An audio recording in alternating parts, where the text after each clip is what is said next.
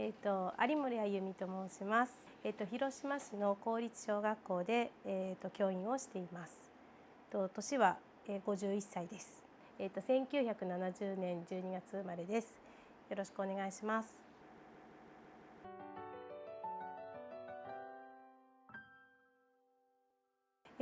私は一番初めから先生になりたいなと思って大学を選んだわけではなくて、会社で働きたいなというふうに思って、行きました。実際に出版社やそれから、サンリオという会社から内定をいただきまして、さあ働くぞと思ったところで教育実習に行ったのがきっかけです。で、教育実習に行くまではあまり学校には興味がなかったんですけれども、行ったらこんなにやりがいがあって感動的な仕事があったんだということで、絶対先生になりたいと思って、そこから教員を目指しました。担任の先生がすごい子どもをまず大事にされてたっていうのが一番思ったんですが、で、こうちょっと骨折るようなことも子どもたちのためにやってみよう。例えば大仏の話を大仏作りというかの話があったんですけれども、じゃあ実際にそれをどれぐらいの大きさかやってみようみたいな。でそれも運動場に書いたりとかいろんな方法があるんだけれども、全員風呂敷を持ってきてっつってみんな風呂敷くっつけてで4階だったんですけど、6年生の4階の教室から下にこうバーンって垂らしてみるって。で子供たちと見に行って「おー」とかって言って、でこんなでっかいんかって言ってしばらくそこに貼っとくとか、もう本当に子供たちが生き生きしてやっていく姿を見て、なんかすごい感動しましたね。こんな面白い学び方っていうかあるんだとか思ったり、だから先生のことを子どもたちも大好きで、日々こうなんか成長していく姿っていうのがすごい見えて、これはなんかすごい仕事だなっていうふうに思いました。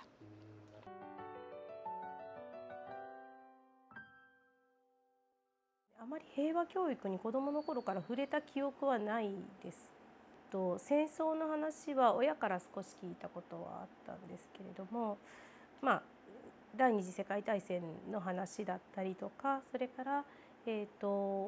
おじいさんとかの兄弟が戦死をしたよとか言ったような話は聞いたことがあったんですけれど、原爆という話は全然聞いたことがなかったです。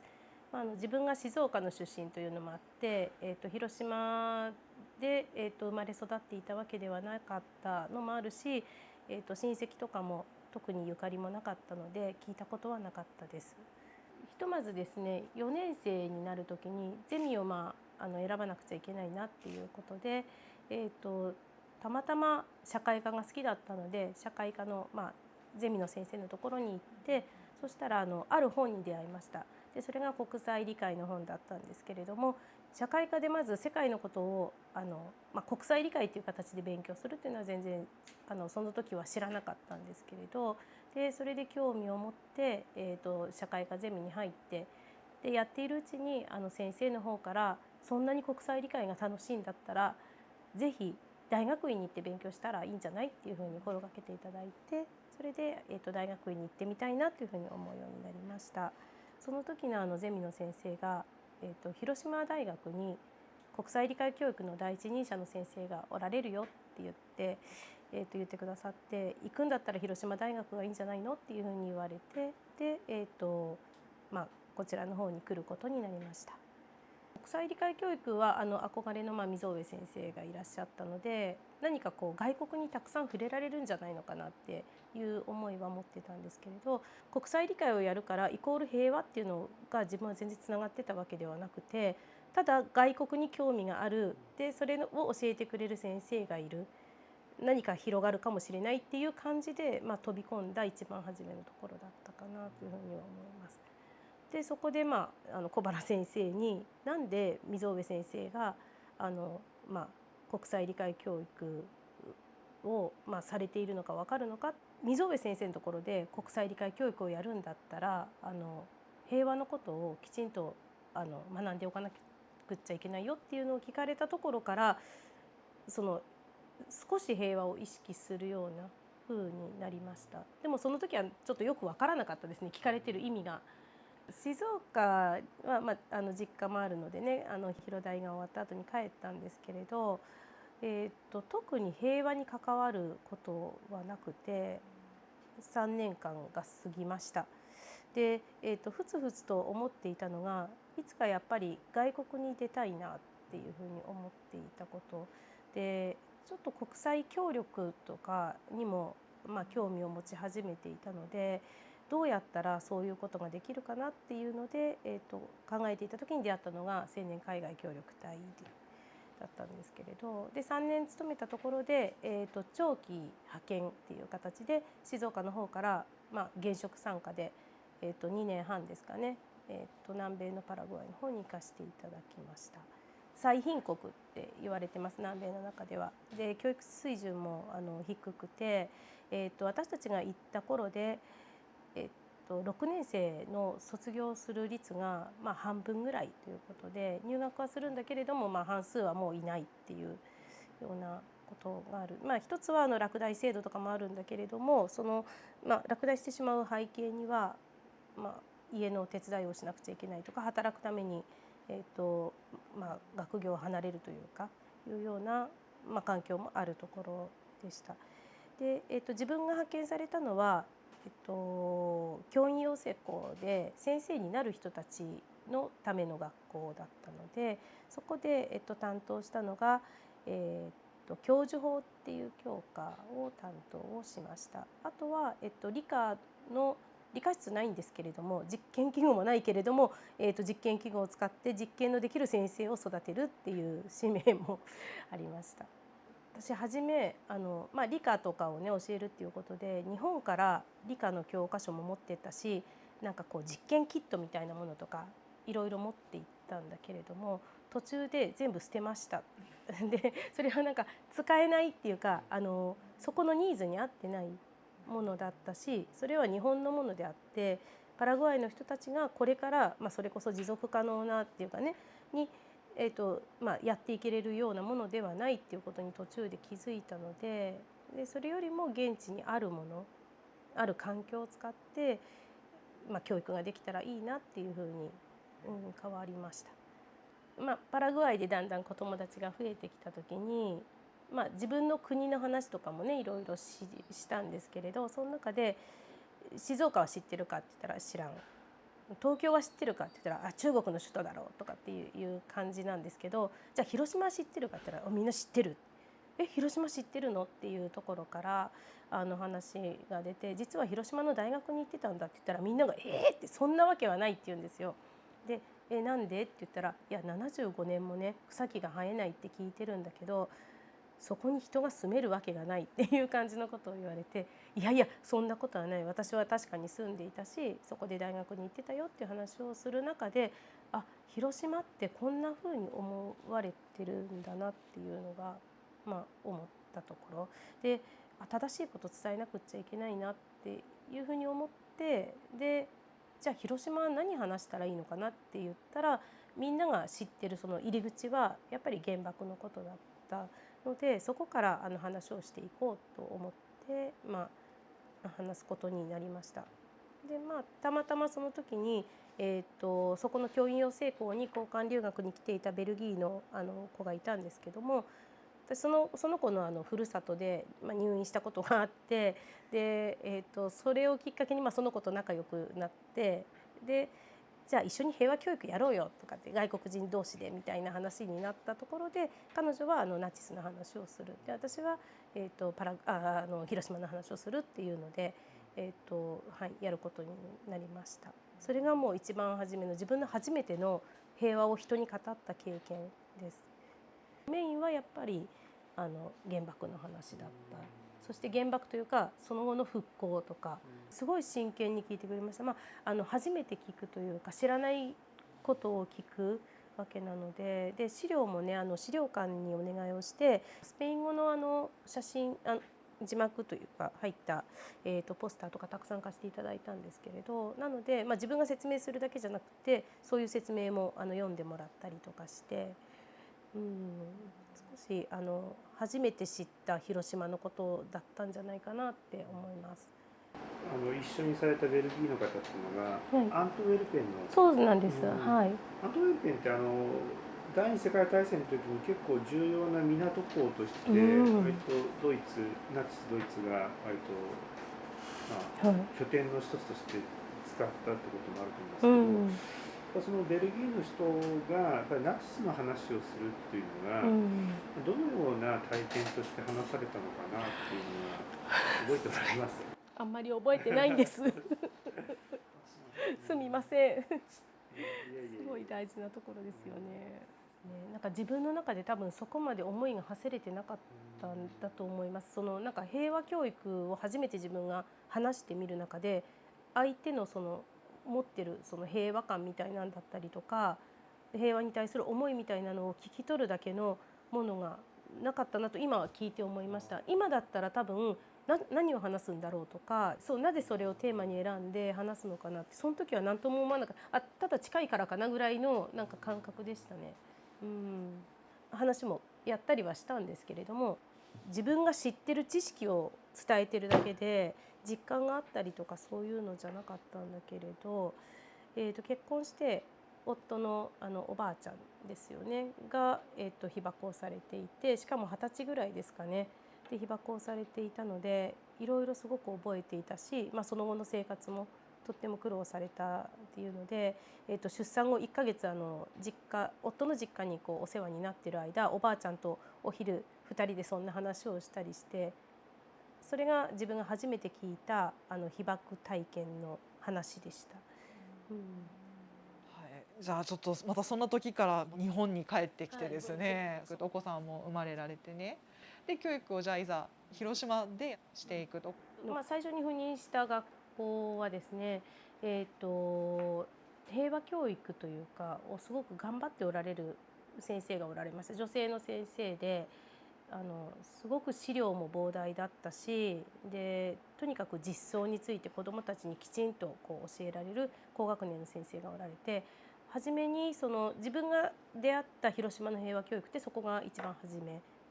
教員としてですねは初めだったかなと思います。その先生の思いとしては、二度と戦争を起こしてはいけないんだっていう、そういう強い思いっていうのは自分が受け取ったことかなというふうに思います。で、二度と戦争を起こさないようにという願いを書いた短冊を子どもたちが書いたりして作品としてね作っていったりっていう姿を見て、なんか自分の中でしっくりこなかったというか、それはそれですごい大事だなっていうふうに思ったんだけれども、なんかよくわからないけど悶々とした気持ちで終わっていく、いつもの平和教育みたいな感じが、あったのを覚えています。それで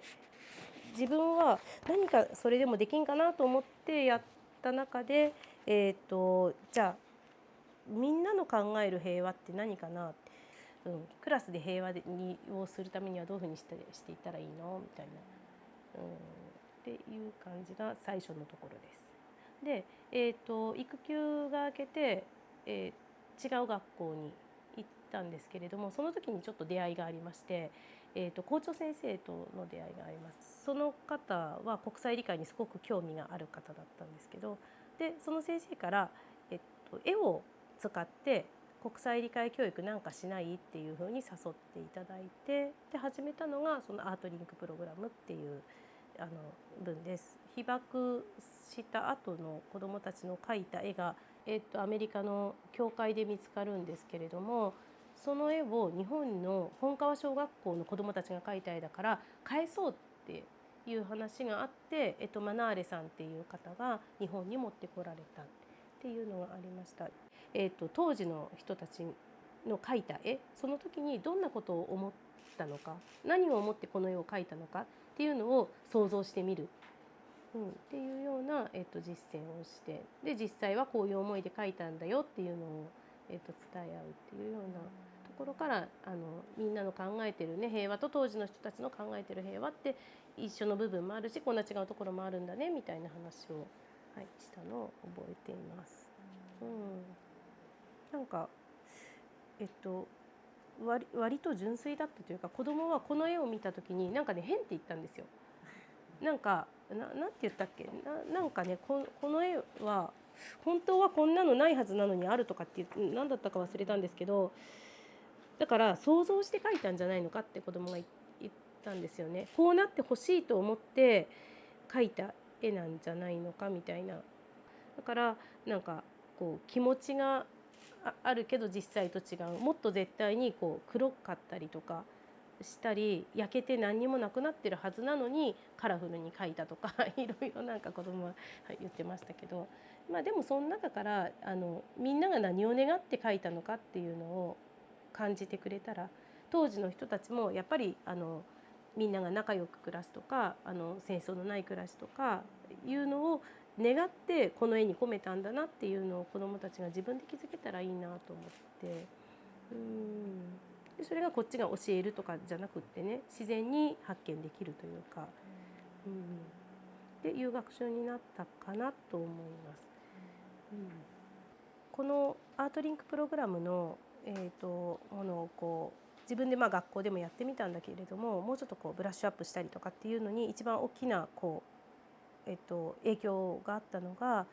教育塾っていう、団体というか、それは大学院の後輩が誘ってくれて行ってみたら、自分が悶々としていたこととかがこう晴れていったりとか、それから作ったものがこれはなんかこうするともっと良くなるんだとかっていうのを教えてもらったりとかする大きなきっかけになりました。で、国際理解教育の原点が平和教育っていうのを教えてもらったのもこの教育塾の皆さんからかなっていうふうに思っています。これは大きかったです。でここでいろいろ教えていただいたことで自分がやろうとしていることが少し見えてきたのが次の小学校でのいろんな、実践につながっていくかなって思います。平成27年度に社会科の日本の社会科の全国大会があった、小学校の全国大会があって、それの授業を、私たちがさせていただくっていうことに決まっていて、でその中で何か地域の素材を、教材にしようっていうふうに、考えていたところに、青桐の存在がありました。で、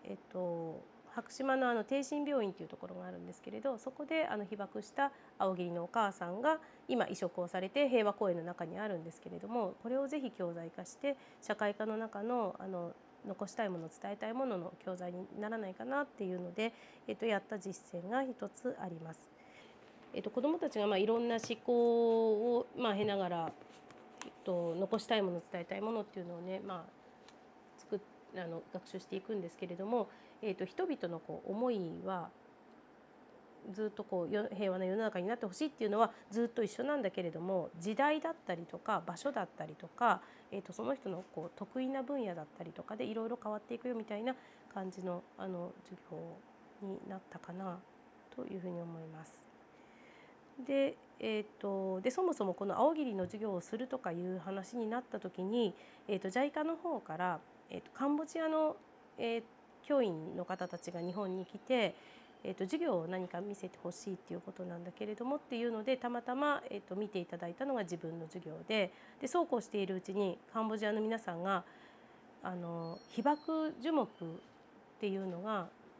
あって日本にはあって、でそれを植える活動をしている人もいるということを知り、で、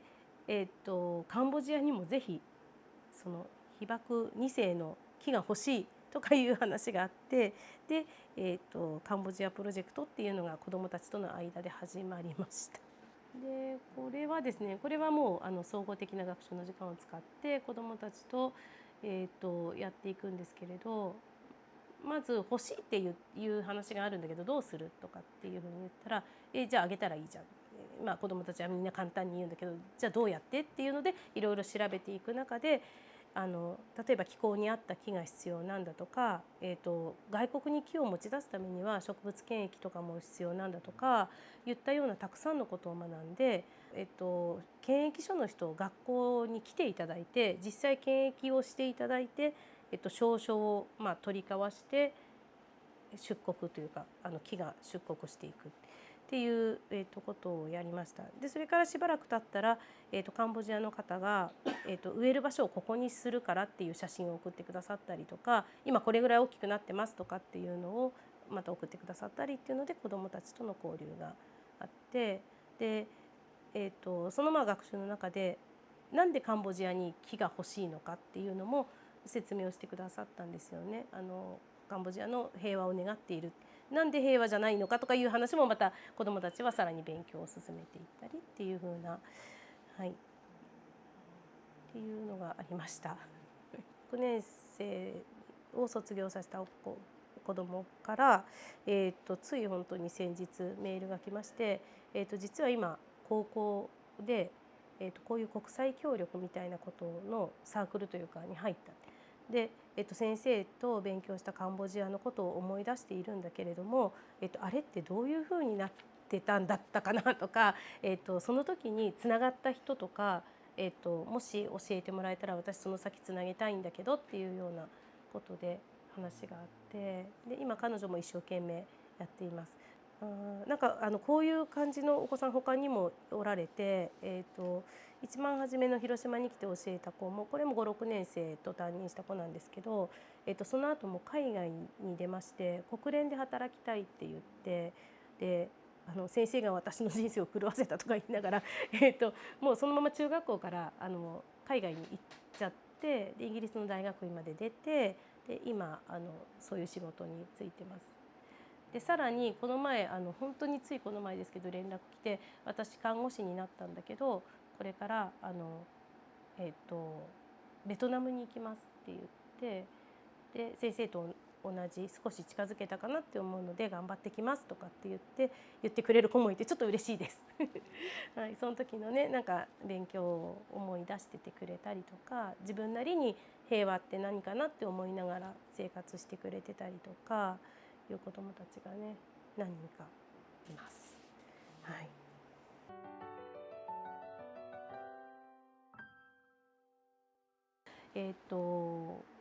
広島のその一部分を切り取った話じゃなくって、一番初めの私がパラグアイでみんなに聞かれたようにその後どうなったんか、ここまで来るにはどんなことがあったのかっていうのを自分は結構大事にしたいなと思っていて、だから私たち今これが必要だと思っていますっていうようなことを発信できたらいいなというふうに思っているんです。で原爆っていうのがその時の点なんじゃなくってもちろん出来事としてはその時なんだけど、今にずっと至るまで、苦しんできている人もいるし、そこから違う形で立ち上がってきている人もいるしっていうので、そういう姿を子どもたちにね見せられたらいいなというふうに思っています。で社会科のその青桐の実践にしても、人がどうやって営みをこうつないできたことで今に至ってきてるのかっていうところを子どもたちに垣間見れるような実践を進む。でその中でこういうふうなことをした人もいる。で同じ時期にこういう人とか違う場所でとか、じゃあみんなはどうっていうところを問いかけていきたいって言ったような、ことですかね。平和って何かって考えてみてほしかったりとか、じゃあ自分にその中でできそうなことがあるかとか、でその考えは他の人と違ってるのか同じなのかとかいうようなことを体験してほしい。でその中で自分なりの答えを自分で見つけていってほしいっていうふうに思ってるので、こちらがこういうふうななんていうかな、平和感みたいなのを持ってほしいとかっていうふうな感じではないですね。気づくきっかけを与える何かそういう実践になったらいいなって、ちょっとこれは自分自身へのずっと問いなんですけど、一番初めの被爆の実相のところで私きちんと自分が学べてないというか、そこに足を踏み入れてない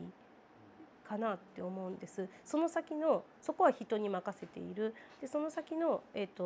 作り出していく平和であったりとか、自分ではどういうふうに平和を捉えているのかっていうところは中心にやってきたんだけれども、でそこの部分ってでもやっぱり広島でこう自分が子どもたちと接していく中では絶対いる部分じゃないのかなっていうところはずっと思ってるんですけど、それをこれからどうしたらいいのかなっていうのが、悩みです。答えが出てないんです。逆に広島で育った先生たちって夏といえばDVD を見ます、感想を書きます、終わりです。それから、被爆体験を聞きます、感想を書きます、終わりですっていう、やっぱりそういう平和教育を続けている広島市内の学校でさえ、しかもこの70年以上も時を経て、でもずっと同じ感じのとりあえずやめちゃいけないからやってる的な感じ、その実装の部分と構築っていうか作り上げていく部分っていうのが、このつなぎっていうのがね、結構難しい、別のように別じゃないんですけど、やっぱつなぎがいるんだと思います。そのままにはなんない、かぶるというよりはちょっと間がいるのかなって、うまく言えないんですけど。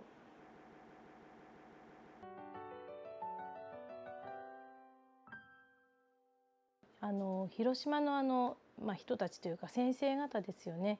の、復興への強い思い、それから、未来の子どもたちへの期待を込めたものだったんじゃないのかなっていうふうに思います。で、広島の平和教育っていうのが、他者理解につながる自己理解であったりとか、それから、背景やその現象が生まれる異文化への理解も含むものなのかなっていうふうに思っています。でやっぱり20年実践を続けてきた中で、一番初めに大学の先生から投げかけられた、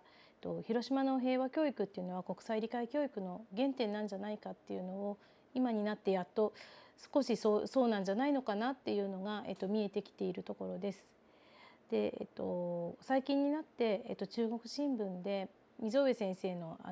お父様が原爆でお亡くなりになられた話とか、それから同級生の大半が、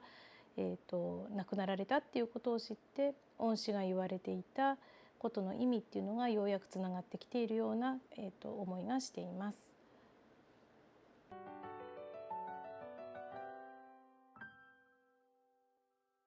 世界の教育者の皆さんにはぜひチャンスがあったら広島に来てほしいなと思うし、それから被爆者の方々の話を聞いていただきたいなというふうに思っています。